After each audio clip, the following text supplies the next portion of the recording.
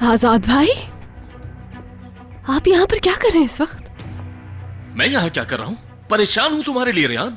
मैं ये देखने के लिए आया था कि तुम ठीक हो या नहीं हो, लेकिन यहाँ तो सब कुछ अच्छा चल रहा है, बल्कि कुछ ज्यादा ही अच्छा चल रहा है। आजाद भाई, मैं तुम्हें समझा समझा के थक चुका हूँ, लेकिन तुम्हें खुद को तकलीफ देने का शौक है रेहान। तमीज से बात करो। ये तुम मेरी बीवी से किस तरह बात कर रहे हो? हाँ, बल्कि सबसे पहले तो ये बताओ कि तुम यहाँ पे करने क्या आए हो हमारे पीछे? तुम्हारा ताल्लुक क्या है इससे? मीरान, ठीक है तुम जाओ यहाँ से। क्यों रेहान, क्यों? कभी एक बार इसे तो रोको तुम, कभी तो मेरे सामने उस पर गुस्सा करो। मैं तुम्हारा शौहर होते हुए ये बर्दाश्त नहीं कर सकता कि आजाद भाई कहीं भी तुम्हें कुछ भी कहना शुरू कर दें। समझे क्या?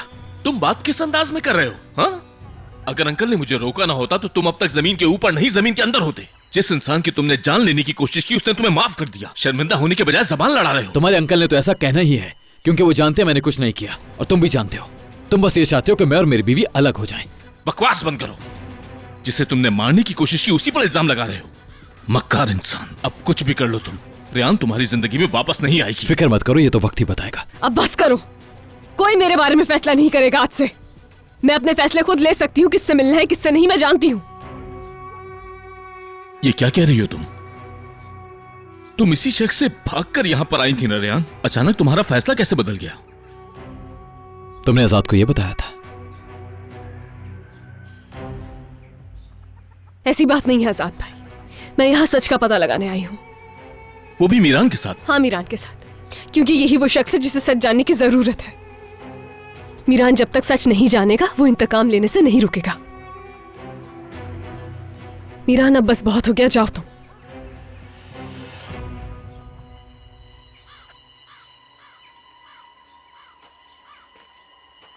आप भी जाइए, अकेला छोड़ दे मुझे खुदा के लिए।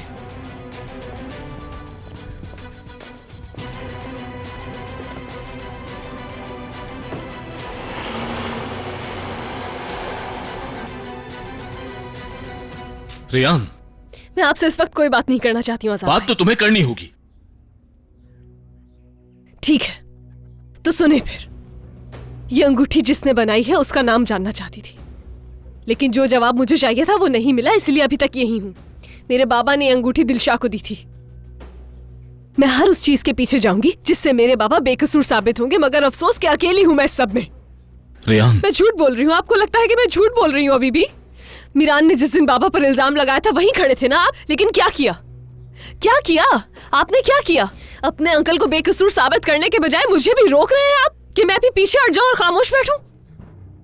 आपको सिर्फ एक बात कहनी आती कि रेहान कहाँ हो तुम, क्या कर रही हो, मीरान के साथ क्यों मैं हो? कुछ नहीं कर रहा क्योंकि मैं जानता हूं और मुझे किसी को कुछ भी साबित करने की जरूरत नहीं। मुझे बस तुम्हारी फिक्र है। याद रखना, तुम अकेले कुछ भी नहीं बदल सकती हो। तुम कुछ भी कर लो, तुम हकीकत को नहीं बदल सकती और ना ही तुम किसी की सोच को बदल सकती हो। अगर तुम्हें खुद पर यकीन है तो फिर तुम्हें किसी को समझाने की जरूरत नहीं।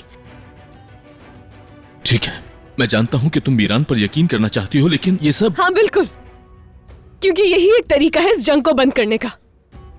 या अगर आपके पास कोई और तरीका है तो आप बता दें मुझे। आपको जरा भी अंदाजा है कि मैं किस तकलीफ से गुजरती हूँ? हाँ, और मीरान? मुझे कोई परवाह नहीं उसकी। तुम उसकी बात कर रही हो जिसने तुम्हारे बाबा को मारने की कोशिश की। नहीं हुआ है अभी, और मैं जानती हूँ जब एक इंसान ये कहे कि उसने कसूर नहीं किया है और फिर भी उस पर इल्जाम लगाया जाए तो उसे कैसा महसूस होता है। लेकिन शायद आप नहीं जानते। याद है जब मैं शादी के दूसरे ही दिन शादी के जोड़े में घर वापस आ गई थी तो दादा जान को मुझ पर यकीन नहीं था, यहाँ तक कि मेरे बाबा ने भी मुझसे सवाल किया था। लेकिन मैंने तुम पर यकीन किया था, तुम पर यकीन किया था। और अगर कोई इंसान तुम पर यकीन करता है तो उसे कुछ फर्क नहीं पड़ता कि दुनिया क्या कहती है। बहुत सह लिया तुमने रेहान, बस अब छोड़ दो इसे। नहीं छोड़ सकती हूं मैं जब तक जिंदा हूं। अपने बाबा की खातिर अब तो नहीं छोड़ सकती हूं मैं।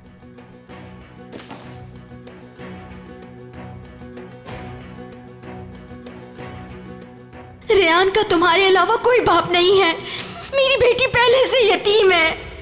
क्या तुम ये चाहते हो कि एक बार फिर से उसे यतीम कर दूं, ये बात बताकर कि खिज़र तुम्हारा बाप नहीं है? काश तुम्हें पता होता। अगर पता होता तब भी कुछ नहीं बदलता।